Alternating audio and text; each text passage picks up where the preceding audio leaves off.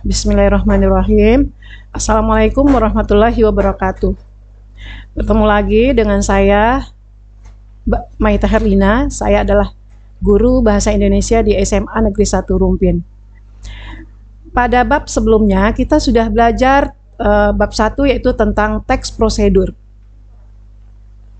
Bahwa teks prosedur itu adalah berisi tentang langkah-langkah atau rangkaian petunjuk untuk membuat sesuatu agar sesuai dengan yang kita inginkan. Nah, sekarang kita masuk bab 2, yaitu tentang mempelajari teks eksplanasi.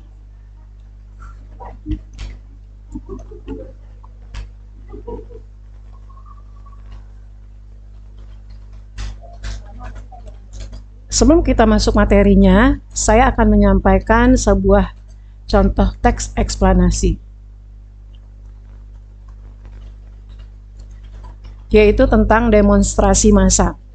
Akhir-akhir ini demonstrasi kerap terjadi di hampir setiap waktu dan terjadi di berbagai tempat. Bahkan demonstrasi sudah menjadi fenomena yang lumrah di tengah-tengah masyarakat kita. Menanggapi fenomena tersebut, seorang kepala daerah menyatakan bahwa penyebab demonstrasi dan anarkisme tidak lain adalah faktor laparnya masyarakat.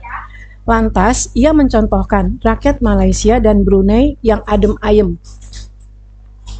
Lantaran kesejahteraan mereka terpenuhi, maka demonstrasi di negara-negara itu tidak terjadi atau jarang terjadi. Tentu saja komentar tersebut menyulut reaksi para mahasiswa. Mereka memprotes dan meminta sang bupati mencabut kembali pernyataannya. Para mahasiswa tidak terima dan tidak merasa memiliki motif serendah itu. Mereka berpendirian bahwa demonstrasi yang biasa mereka lakukan itu murni untuk memperjuangkan kebenaran dan melawan kemungkaran yang terjadi di hadapannya.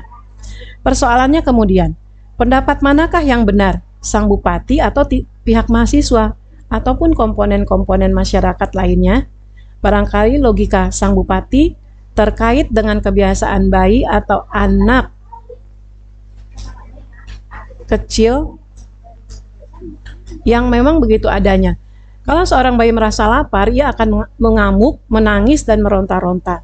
Namun apabila logika sang bupati dibawa pada konteks yang lebih luas, jelaslah tidak relevan. Misalnya membandingkan dengan kondisi rakyat di Malaysia ataupun Brunei yang adem ayem, tidak seperti halnya rakyat Indonesia yang gampangan. Demonstrasi massa tidak selalu disebabkan oleh urusan perut, bahkan banyak peristiwa yang sama sekali tidak didasari oleh motif itu. Dalam kaitannya dengan kebutuhan manusia, Abraham Maslow membagikan ke dalam beberapa tingkatan. Kebutuhan yang paling mendasar adalah makan dan minum, sementara itu yang paling puncak adalah kebutuhan akan aktualisasi diri. Namun demikian, pada umumnya demonstrasi massa justru didasari oleh kebutuhan tingkat akhir itu. Masyarakat berdemonstrasi karena membutuhkan pengakuan dari pemerintah ataupun pihak-pihak lain agar hak-hak dan eksistensi mereka diakui. Oleh karena merasa dibiarkan, hak-haknya diingkari, bahkan dinistakan. Kemudian mereka berusaha untuk menunjukkan jati dirinya dengan cara berdemonstrasi.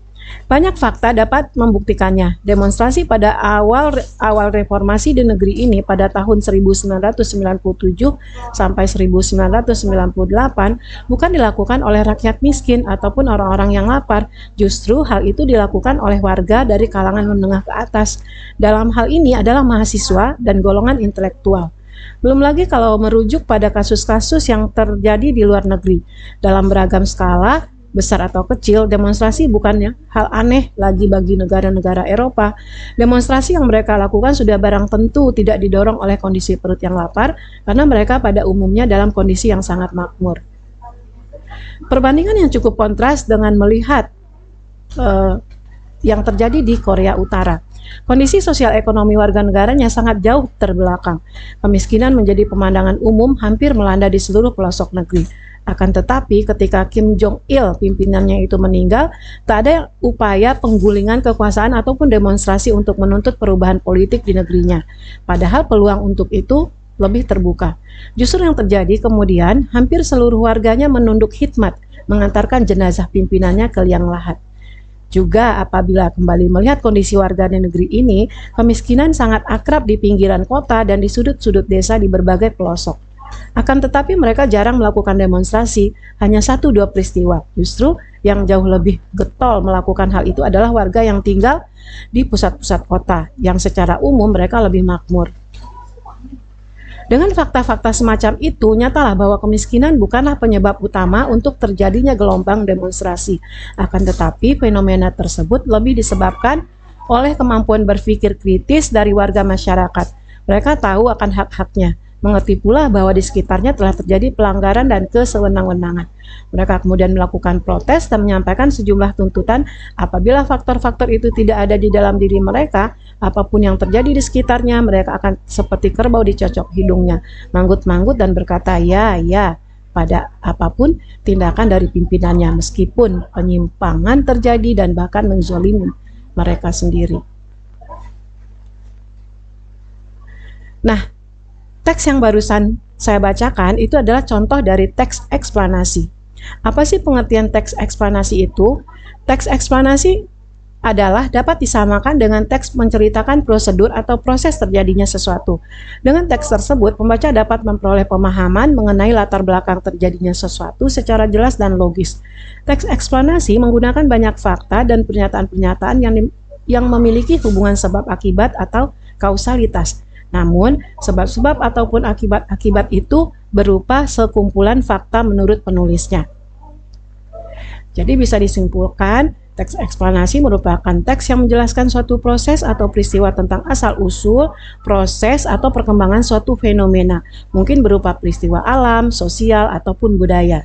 Pendapat ini ditulis oleh Kosasih dalam bukunya yang diterbitkan tahun 2014 pada halaman 178. Apa sih fungsi dari teks eksplanasi itu? Tujuannya itu untuk memperluas wawasan, pengetahuan dan keyakinan para pembaca ataupun pendengarnya. Dengan demikian, pembaca menjadi tahu fenomena yang ada di sekitarnya atau bahkan di tingkat nasional dan luar negeri. Fenomena dimaksud berupa fenomena sosial, budaya, politik, kriminalitas, dan lainnya. Khalayak menjadi tahu dan memiliki wawasan yang lebih luas sehingga akan berpengaruh pula pada sikap dan tindakannya di dalam kehidupan sehari-hari. Teks eksplanasi harus dibangun berdasarkan struktur. Nah, struktur teks eksplanasi adalah yang pertama, identifikasi fenomena atau disebut dengan phenomenon identification. Dalam struktur ini berisi mengidentifikasi sesuatu yang akan diterangkan.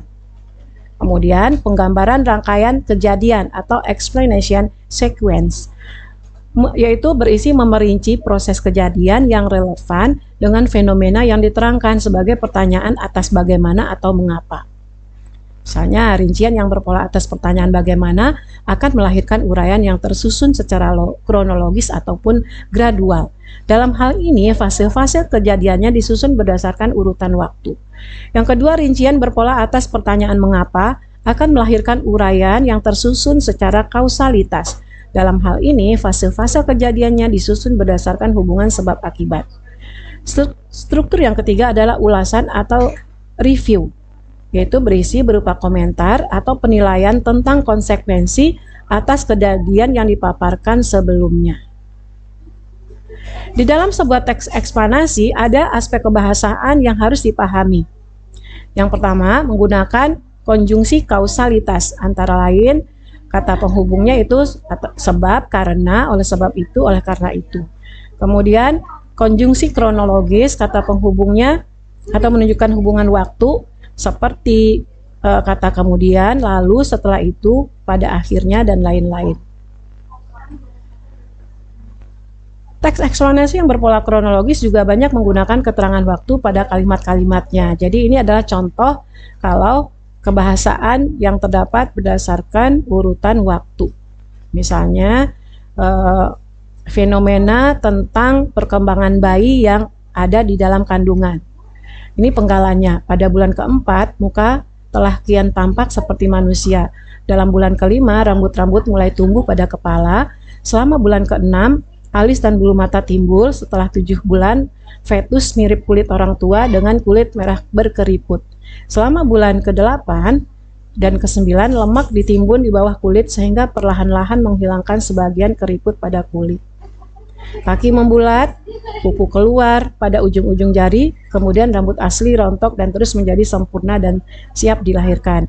Nah, ini menggunakan aspek kebahasaan dengan menggunakan pola kronologis atau urutan terjadinya sesuatu. Kemudian, kebahasan yang lainnya yaitu menggunakan kata ganti yang merujuk pada jenis fenomena yang dijelaskan, yang bukan berupa persona. Kata ganti yang digunakan untuk fenomenanya itu berupa kata benda, baik konkret ataupun abstrak, seperti demonstrasi, banjir, gerhana, embrio, kesenian, daerah, dan bukan kata ganti orang seperti ia, dia, mereka. Karena objek yang dijelaskan itu berupa fenomena, tidak berbentuk personal atau non-human participation, dalam teks eksplanasi itu pun banyak ditemukan kata kerja pasif. Hal itu seperti kata-kata berikut: terlihat, terbagi, terwujud, terakhir, dimulai, ditimbun, dan dilahirkan, dan lain-lain. Kemudian pola pengembangan teks eksplanasi terbagi dua. Yang pertama, pola pengembangan sebab akibat. Pola pengembangan ini dapat menggunakan pola pengembangan ini menggunakan kata penghubung sebab yang dapat bertindak sebagai gagasan umum, sedangkan akibat sebagai perincian pengembangannya. Namun demikian dapat juga terbalik, akibat dijadikan sebagai gagasan umum, maka perlu dikemukakan sejumlah sebab sebagai perinciannya. Persoalannya, sebab akibat sebenarnya sangat dekat hubungannya dengan proses. Jika disusun untuk mencari hubungan antara bagian-bagiannya, proses itu disebut dengan proses kausalitas. Kemudian yang kedua, pola pengembangan proses merupakan suatu urutan dari tindakan-tindakan atau perbuatan-perbuatan untuk menciptakan atau menghasilkan sesuatu, atau perurutan dari sesuatu kejadian atau peristiwa. Untuk menyusun sebuah proses, langkah-langkahnya adalah sebagai berikut.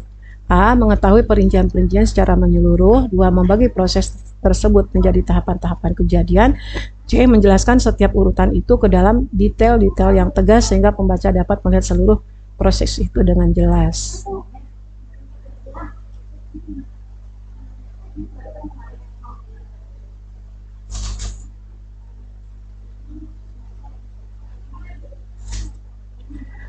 Demikian materi tentang teks eksplanasi.